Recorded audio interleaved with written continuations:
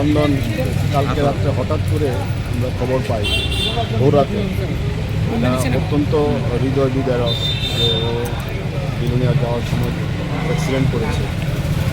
আমরা এখনও কিছু জানি না, পাইনি যে কীভাবে হয়েছে, কেন যাচ্ছিল, কারা ছিল।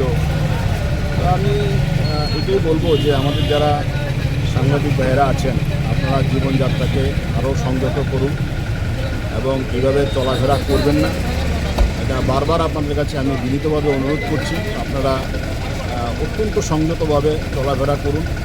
আপনি রাত্রিবেলা ভোর রাতের দিকে এত যাওয়ার দরকার ছিল না, এত ভোর রাতে না গেলে হয়তো এই দুর্ঘটনা ঘটতো না।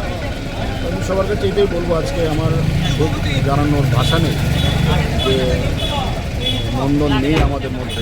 কিন্তু অনেক ছোট, 45 বছর বয়স মাত্র, ভালো সাংবাদিকও ছিলেন। কেন যে এই ঘটনা ঘটলো সেটা আমি এখনও বুঝতে পারছি না। নন্দন ভালো থাকুক। আমি সবাইকে আবারও বলবো, আপনারা আপনাদের চলাফেরা, জীবনযাত্রা আরও সংযুক্ত করুন। এটাই আজকে আমার